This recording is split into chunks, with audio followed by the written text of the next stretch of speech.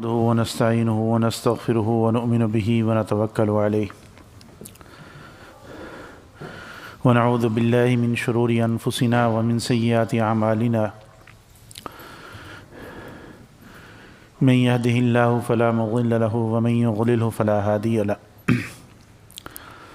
ونشهد أن لا إله إلا الله وحده لا شريك له ونشهد أن سيدنا ومولانا محمدا عبده ورسوله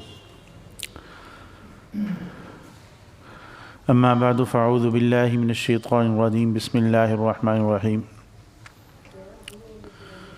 يا أيها الناس إنا خلقناكم من ذكر وأنثى وجعلناكم شعوبا وقبائل لتعارفوا إن أكرمكم عند الله أتقاكم إن الله عليم خبير وقال الله تعالى في مقام آخر الذي خلق الموت والحياة ليبلوكم أيكم أحسن عملا وقال النبي صلى الله عليه وسلم المسلم أخو المسلم لا يظلمه ولا يخذله ولا يحقره أو كما قال عليه الصلاة والسلام صدق الله العظيم وصدق رسوله النبي الكريم ونحن على ذلك لمن الشاهدين والشاكرين والحمد لله رب العالمين اللهم صل على سيدنا ومولانا محمد وعلى آله وأصحابه كما تحب وترضى عدد ما تحب وترضى۔ قابل احترام بھائی اور بزرگوں، قرآن مجید کی دو آیات مبارکہ آپ حضرات کے سامنے تلاوت کی۔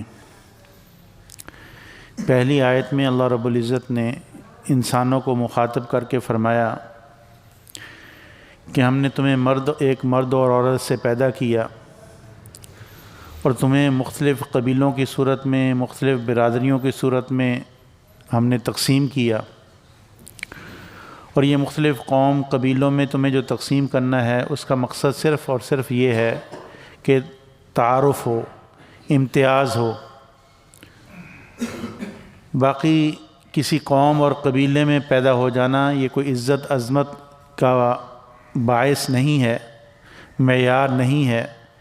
عزت اور عظمت کا معیار اللہ کے ہاں وہ تقوی ہے۔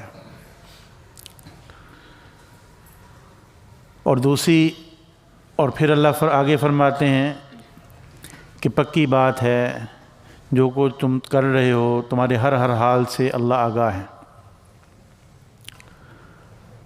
اور دوسری آیت میں اللہ فرماتے ہیں کہ اللہ تعالیٰ نے یہ جو موت و حیات کا سلسلہ رکھا ہے یہ اس لیے رکھا ہے تاکہ تمہیں آزمائے، تمہارا امتحان لے کہ کون تم میں سے اچھے عمل کر کے آتا ہے۔ اللہ تعالیٰ کی ہم میں سے ہر ایک پر اس قدر نعمتیں ہیں کہ ہم اس کو شمار نہیں کر سکتے۔ ہمارے ایک بزرگ گزرے ہیں حضرت قاری طیب صاحب رحمۃ اللہ علیہ، وہ فرمایا کرتے تھے کہ درختوں کے پتوں کو شمار کرنا ممکن ہے اور ریت کے ذرات کو شمار کرنا ممکن ہے، آسمان کے ستارے شمار کیے جا سکتے ہیں لیکن اللہ کی نعمتیں شمار نہیں کی جا سکتی۔ اور خود اللہ رب العزت بھی قرآن مجید میں فرماتے ہیں وَإِن تَعُدُّوا نِعْمَةَ اللَّهِ لَا تُحْصُوهَا، کہ اگر تم اللہ کی ایک نعمت کو بھی شمار کرنا چاہو تو اس کو شمار نہیں کر سکتے کہ ایک نعمت کے اندر آگے کتنی نعمتیں چھپی ہوئی ہیں۔ ابھی آنکھ کی نعمت ہے، اب اس کے کتنے فنکشن ہیں، آگے کتنے اللہ نے کتنا نظام اس کے اندر رکھا ہے، وہ انسان کی عقل حیران ہو جاتی۔ تو اللہ تعالیٰ نے جو ہمیں نعمتیں عطا فرمائی ہیں، تو ان نعمتوں کے ملنے کے بعد انسان دو قسم کے ہو جاتے ہیں۔ بعض نعمتیں تو ایسی ہیں جس کے متعلق ہر آدمی سمجھتا ہے کہ اس میں ہمارا کوئی عمل دخل نہیں ہے، یہ اللہ نے محض اپنے فضل سے عطا کی۔ اب کسی کو اللہ نے شکل و صورت اچھی دی ہو تو ہر آدمی سمجھتا ہے کہ اللہ کی عطا ہے، اور اسی طریقے سے اللہ تعالیٰ نے کسی کو کسی بڑے گھرانے میں پیدا کر دیا دنیاوی لحاظ سے تو اس میں اس کا کوئی اختیار نہیں۔ اور بعض نعمتیں ایسی ہیں جن کے متعلق انسان کے دل میں یہ بات شیطان ڈال دیتا ہے کہ میری محنت کا اس میں اثر ہے۔ اب جیسے کسی کو مال و دولت کی فراوانی مل گئی تو انسان جو ہے وہ یہ سوچنے لگتا ہے کہ میری محنت کی وجہ سے یہ مجھے کچھ ملا سب کچھ۔ یا کوئی آدمی کسی بڑے منصب پر پہنچ گیا، عہدہ اس کو حاصل ہو گیا، تو وہ کہتا ہے کہ میں نے یہاں تک پہنچنے کے لیے بڑے پاپڑ بیلے، بڑی مشکل سے میں نے یہ مقام اور منصب حاصل کیا۔ اسی طریقے سے اگر اللہ تعالیٰ کسی کو علم کی دولت دے دیں تو وہ بھی بسا اوقات اس غرور میں مبتلا ہو جاتا ہے کہ میں نے یہ بڑی محنت سے یہ چیز حاصل کی۔ لیکن حقیقت میں دیکھا جائے کہ تو یہ ایک شیطانی مغالطہ ہے۔ انسان کے پاس جو کچھ بھی ہے وہ اللہ کی عطا ہے۔ اب اگر یہ جو محنت کر رہا ہے تو محنت کے لیے اس کو وہ اعضاء کس نے دیے، وہ صلاحیتیں کس نے دیں؟ وہ اللہ نے عطا فرمائی۔ اب کتنے لوگ ایسے ہیں جو بڑے عقل مند ہیں، بڑا ان کے پاس علم ہے، لیکن وہ دھکے کھاتے پھرتے ہیں۔ شیخ سعدی رحمۃ اللہ علیہ فرماتے ہیں کہ اگر روزی کا مدار، ملنے کا مدار وہ عقل پر ہوتا تو تم دیکھتے کہ بیوقوفوں کو جو ہے وہ لوگ بھوکے مر رہے ہوتے۔ حالانکہ ہم دیکھنے میں یہ آتا ہے کہ اللہ تعالیٰ بیوقوفوں کو اتنا رزق دیتے ہیں کہ عقل مند حیران رہ جاتے ہیں۔ تو یہ اللہ کی تقسیم ہے۔ اللہ تعالیٰ نے اپنی حکمت کے تحت جس کو جو چیز جس کے لیے مناسب سمجھی وہ اس کو عطا کی۔ کسی کو رزق دے کر آزما رہے ہیں، کسی سے لے کر آزما رہے ہیں، کسی کو علم دے کر آزما رہے ہیں، کسی کو علم سے خالی رکھ کر آزما رہے ہیں۔ اب آزمائش ہے کیا کہ جب اگر کسی کو کوئی چیز حاصل ہوتی ہے، نعمت حاصل ہوتی ہے، اب جیسے مثلا کسی کو مال مل گیا، اس کے دل میں یہ بات آ گئی کہ یہ تو میری محنت کی کمائی ہے، اور جس کے پاس وہ دولت نہیں ہے، وہ نعمت نہیں ہے، اس کو انسان حقیر سمجھتا ہے، اس کے ساتھ حقارت والا رویہ برتتا ہے۔ یہی اس کے لیے جو ہے وہ انتہائی نقصان دہ چیز ہے۔ شریعت کا حکم یہ ہے کہ جس کو جو نعمت ملی اس نعمت کو اللہ کی جانب سے سمجھے۔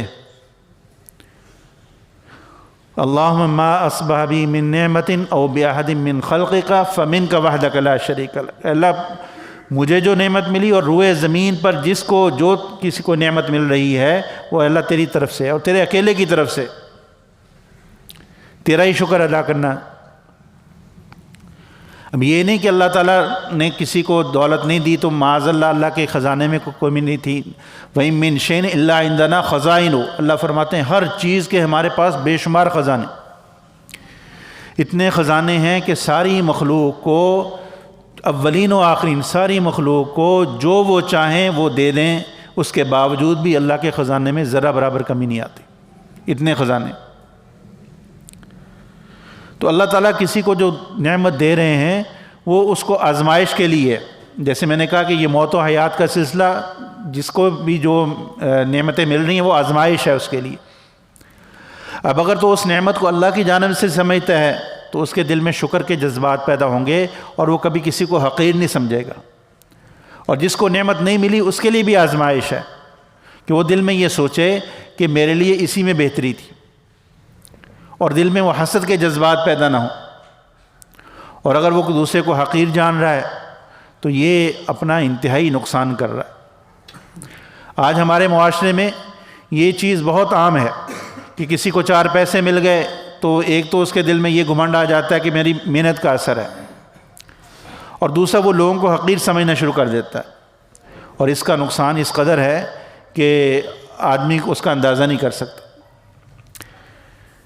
حجۃ الوداع کے موقع پر جب میدان عرفات سے مزدلفہ جانے کا وقت ہوا تو حضور صلی اللہ علیہ وسلم انتظار میں، سارے صحابہ بھی ٹھہرے ہوئے ہیں، تو کچھ یمن کے لوگ جو بڑے مالدار قسم کے لوگ تھے، مسلمان تھے، وہ آپس میں چے میں گوئیاں کرنے لگے کہ حضور کس کی خاطر رکے ہوئے ہیں، انتظار کس کا ہو رہا ہے؟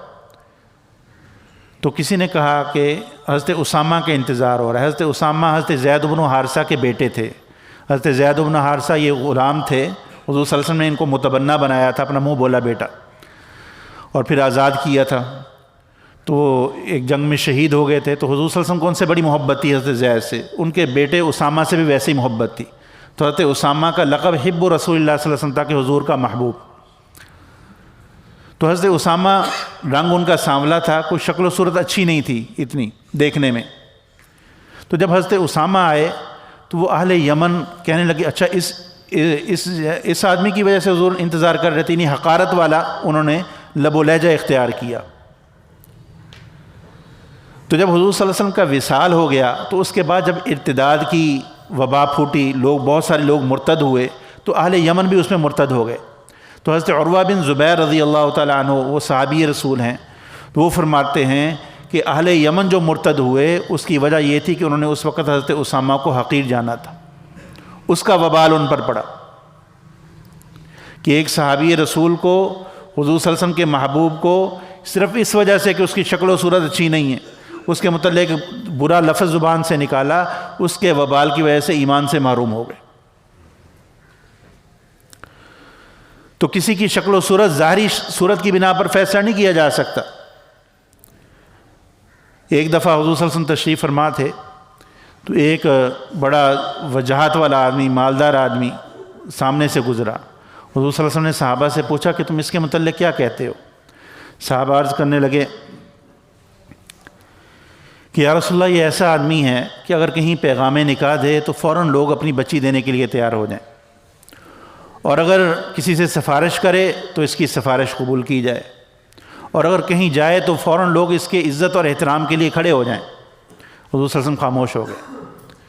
تھوڑی دیر کے بعد ایک انتہائی غریب صحابی ان کا گزر ہوا, تو حضور صلی اللہ علیہ وسلم نے فرمایا کہ اس کے متعلق تمہاری کیا رائے ہے؟ تو صحابہ نے عرض کی یا رسول اللہ کہ اگر یہ کہیں پیغام نکاح دیں تو کوئی اس کو اپنی بیٹی دینے کے لیے تیار نہ ہو, وہ کہیں کہ اس کو بچی دے کر ہم نے بھوکے مارنا ہے اپنی بچی کو, اور اگر یہ کہیں سفارش کرے تو کوئی اس کے لیے اس کی سفارش نہ سنے, اور اگر کہیں جائے تو لوگ اس کو اہمیت نہ دیں. تو حضور نے فرمایا کہ اس جیسوں سے روئے زمین بھر جائے تو یہ اکیلا اس سے بہتر ہے. تو اس میں یہ سبق دیا کہ کبھی کسی کی ظاہری حالت کو دیکھ کر انسان اس گمنڈ میں نہ آئے کہ یہ حقیر ہے, اس کو حقیر نہ جانے, پتہ نہیں اللہ کے ہاں اس کا کیا مقام ہو. ایک صحابی تھے حضرت عبداللہ, جب شراب حرام ہوئی تو چونکہ شراب ان کی گٹی میں پڑی ہوئی تھی عرب میں, تو اکثر حضرات نے تو فوری طور پر چھوڑ دی, لیکن چند ایک لوگ ایسے تھے جنہوں نے ایک دو دفعہ اس کو دوبارہ پیا, پھر ان پر حد بھی جاری کی گئی. اس میں بھی اللہ کی حکمت تھی تاکہ شریعت کے احکام سامنے آ جائیں کہ ان کو اس پر عمل کیسے کرنا ہے. تو یہ حضرت عبداللہ 2 دفعہ پی لی, 2 دفعہ ان پہ حد جاری ہوئی. جب تیسری دفعہ پی تو ان کو لایا گیا تو حضور صلی اللہ علیہ وسلم نے فرمایا ان کے کوڑے مارو. تو ایک صحابی نے کہا کہ اللہ اس پر لعنت کرے کہ کیسے بار بار یہ حضور کے پاس لایا جا رہا ہے اور اس کو سزا دی جا رہی ہے. تو حضور صلی اللہ علیہ وسلم نے سخت ناراضگی کا اظہار فرمایا, فرمانے لگے تمہیں نہیں پتہ کہ اس کو اللہ اور اللہ کے رسول سے محبت ہے. تو اگر ایک آدمی گناہ میں بھی مبتلا ہے تو اس گناہ سے نفرت ہونی چاہیے, اس آدمی سے نفرت نہیں ہونی چاہیے. حضرت عیسیٰ علیہ السلام انہوں نے ایک دفعہ اپنے حواریین سے فرمایا کہ اگر کوئی آدمی لیٹا ہوا ہو اور ہوا کی وجہ سے اس کا کپڑا سائڈ پر ہو جائے تو تم کیا کرو گے؟ وہ کہنے لگے جی ہم اس کپڑے کو اس کے اوپر ڈال دیں گے. فرمانے لگے کہ لیکن تمہارا عمل ایسا نہیں ہے, تم اس کا کپڑا اور کھول دیتے ہو. وہ کہنے لگے نہیں جی ہم تو ایسے نہیں کرتے. تو حضرت عیسیٰ فرمانے لگے تم ایسے ہی کرتے ہو کہ جب تمہارے پاس تمہارے کسی بھائی کا کوئی عیب معلوم ہوتا ہے تم اس کو اچھالتے پھرتے ہو, لوگوں کے سامنے بیان کرتے ہو, بڑھا چڑھا کر اس کو پیش کرتے ہو. تو یہ اس کے عیوب کو لوگوں کے سامنے بیان کرنا, بڑھا چڑھا کر بیان کرنا, یہ اس کو ننگا کرنے کے مترادف ہے. تو آج ہمارے معاشرے میں یہ چیز بہت عام ہو گئی کہ کسی کا کوئی عیب پتہ چلے تو اس کو خوب اچھالنا, اور اسی طریقے سے جو ہے لوگوں کو حقیر جاننا, کوئی مال و دولت مل گیا, کوئی عہدہ اور منصب مل گیا, حالانکہ یہ ساری چیزیں فانی ہیں اور اس میں انسان کا کوئی عمل دخل نہیں ہے. اگر انسان اس بات کو سوچے اور دنیا میں جو پیش آنے والے واقعات ہیں ان سے عبرت پکڑے تو پھر اس کو دنیا کی حقیقت سامنے آ جاتی ہے کہ دنیا کے نہ تو مال و دولت کو قرار ہے اور نہ عہدہ اور منصب کو قرار ہے۔ قرار اگر ہے تو وہ اللہ کے تعلق کو ہے، جس آدمی کو اللہ کا تعلق نصیب ہو گیا، اللہ سے اس کا تعلق بن گیا، اللہ کے رسول صلی اللہ علیہ وسلم کی غلامی میں آ گیا، اس کی حقیقی عزت اس کی ہے۔ جو مال و دولت کی وجہ سے عزت ہے یہ عزت نہیں ہے، یہ تو چاپلوسی ہے۔ جو عہدہ اور منصب کی وجہ سے عزت ہے یہ تو چاپلوسی ہے۔ اللہ فرماتے ہیں وَلِلَّهِ الْعِزَّةُ وَلِرَسُولِهِ وَلِلْمُؤْمِنِينَ۔ تو توجہ اعمال کی جانب ہو، اپنے آپ کو درست کرنے کی جانب، اور اللہ نے جو نعمت دی ہے اس نعمت کو اس کی عطا سمجھا جائے اور اس کا شکر ادا کیا جائے۔ یہ نہ ہو کہ کوئی نعمت آ گئی، 4 پیسے اور انسان غرور میں مبتلا ہو جائے، اپنی اوقات بھول جائے۔ انسان کی حقیقت جو ہے وہ ایک تھوڑا سا چھوٹا سا درد شروع ہو جاتا ہے تو انسان بے بس ہو جاتا ہے۔ تو اللہ تعالیٰ نے کرم کر رکھا ہے، ہر آن اتنی نعمتیں ہم پر برس نہیں، تو اللہ کا شکر کثرت سے ادا کریں اور کبھی کسی مسلمان کو حقیر نہ جانا جائے۔ اللہ تعالیٰ سے دعا ہے اللہ تعالیٰ ہمیں عمل کی توفیق نصیب فرمائے۔ وآخر دعوانا الحمدللہ۔